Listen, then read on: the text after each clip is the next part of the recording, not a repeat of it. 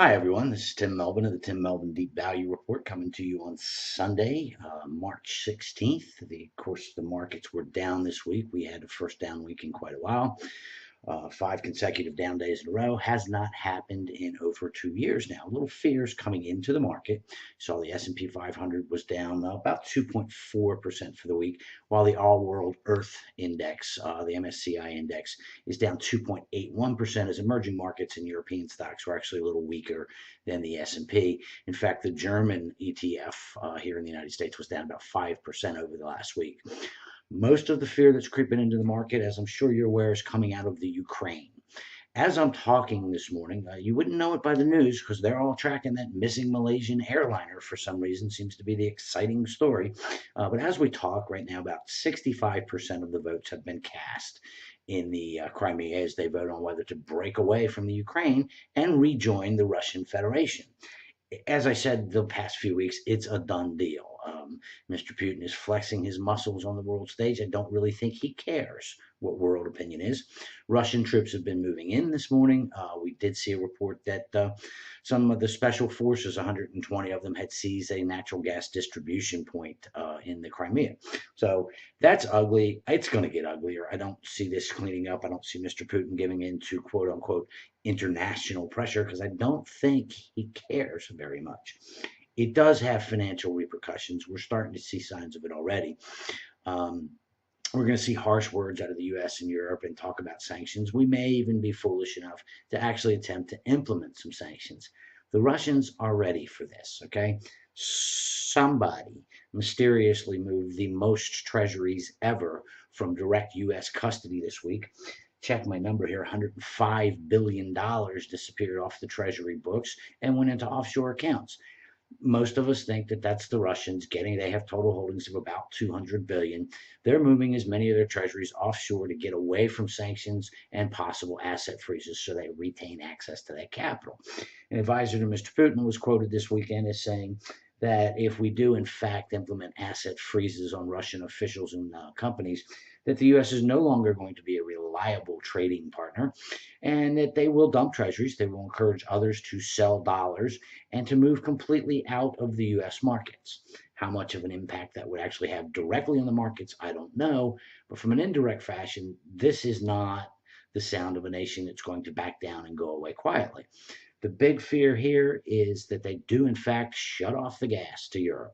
And that can just absolutely cripple what is already a very weak European recovery.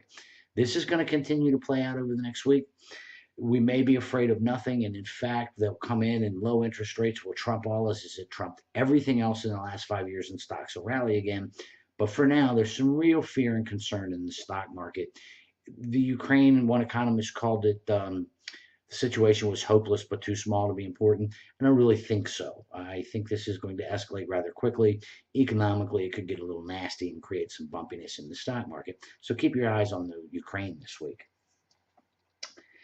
This, what's going on in Russia, just by the way, reinforces something that I've always said, whether you're investing in developed markets or emerging markets around the world, even with a value perspective, you should never invest in nations that are directly hostile to your home nation, in this case, the United States, or if you're a European investor, you should not invest in places like Russia and China where the government is happy to take your money, but they really don't care for you as an individual, and you have virtually zero rights. If they decide to freeze at U.S. assets inside Russia, it's just too bad, guys.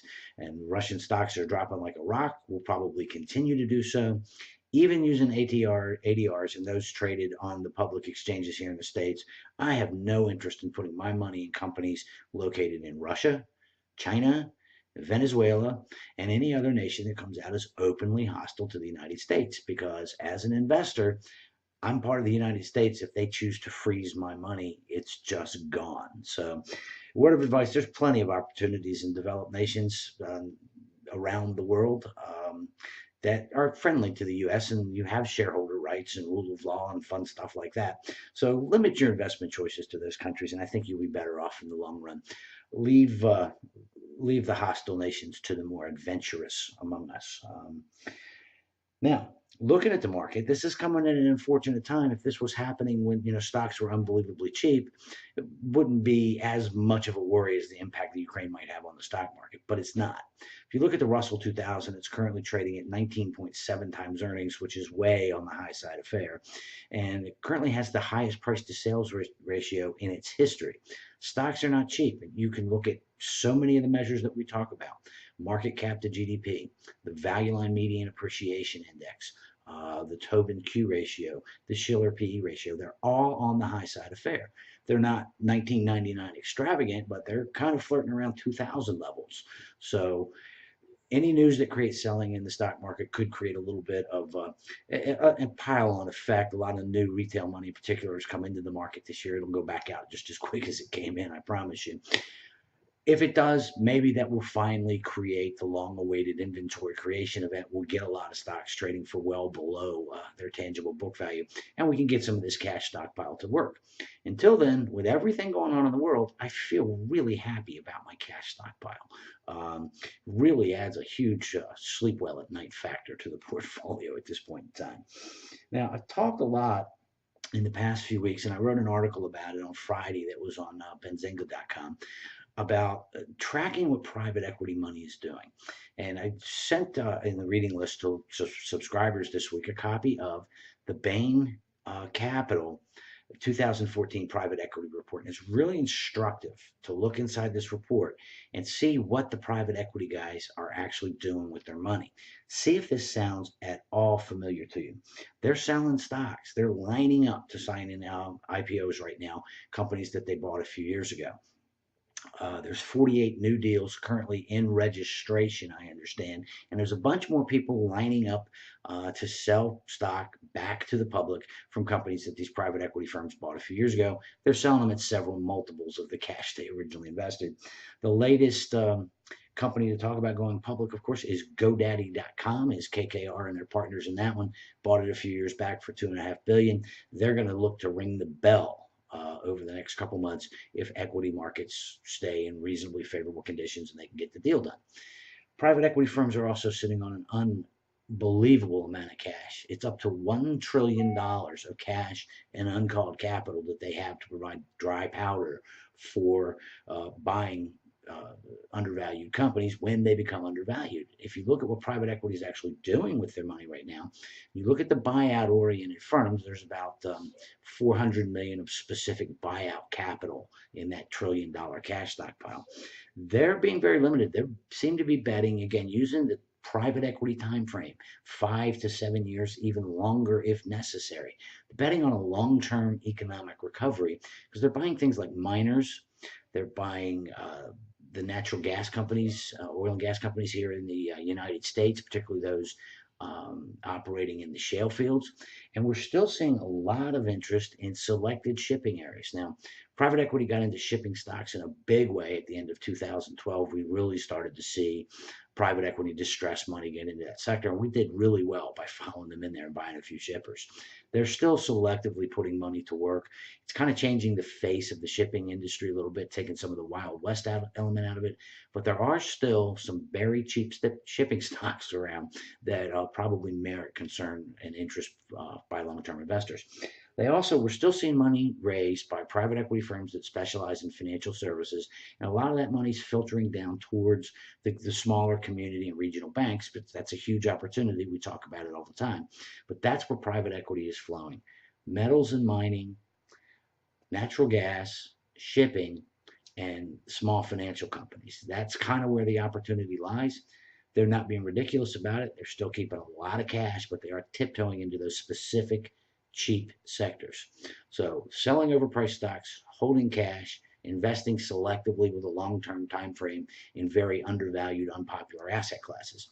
That sounds really familiar to me. It's kind of what we do in all four of our portfolios here. It's worked for a long time. I think it's going to continue working very well going into the future. Now, we have a busy week this week. We've got the Empire State Manufacturing Index is out Monday. Tuesday, we're going to see housing starts. Housing is expected to lead to recovery, so this is a pretty important number. And we also have the CPI will be out on Tuesday. Coming into the week, Today is Selection Sunday, folks. We're going to get brackets tonight for the NCAA tournament. Now, this is the only time of year that I ever care at all about college or professional basketball, but this 2 week period is just a lot of fun. It's a one and done atmosphere. You always get one of the surprise teams coming up. Um, this year, I'm of course going to go play the Quicken Loans bracket event, see if I can't get a perfect bracket and get $1 billion of Warren Buffett's money. Odds are very, very small. I've been playing tournament brackets for most of my adult life, and I think I've won exactly one time. Um, but this year, I'm going to root for Florida and that squad of 4 year athletes instead of the one and dones of so many of the major colleges. And I'm also going to be pulling for the little schools like Creighton and Gonzaga to make deep runs into the tournament and upset some people's brackets. And I'm really going to be watching the Wichita State Shockers. 34-0, I believe the record is right now. Wouldn't it be an amazing story to see that small school run through the tournament and win it all with a completely undefeated record? That would be a noteworthy event. Big news in the Melvin household, of course, is that next Saturday we get the first Major League Baseball game of the year when the Los Angeles Dodgers take on the Arizona Diamondbacks in Sydney, Australia. Now they're playing on the 23rd, which is so I guess that's actually next Sunday. That's a week before the season starts here in the United States. In fact, spring training games are still going on that day, and I'll be over in Sarasota at Ed Smith Stadium watching the Orioles take on the Pittsburgh Pirates while they get underway down in Australia. So it's going to be a very, very busy week. Lots of volatility, I think, is going to be on the table as events develop in the Ukraine. There's still concerns about the weakness in the Chinese economy that, that's what the Chinese government wants us to believe. It's numbers they're feeding us right now. So that's going to weigh on the market a little bit. So it could be a really interesting week. Keep your cash pile up at the current levels. I mean, we're very heavily in cash right now. We're kicking over rocks, looking for opportunities. But this is one of those times, folks, where you really want to sit back and react to what the market does rather than try to predict what it might do over the next week. Anyway, this is Tim Melvin of the Tim Melvin Deep Value Report. We'll talk to you guys next week.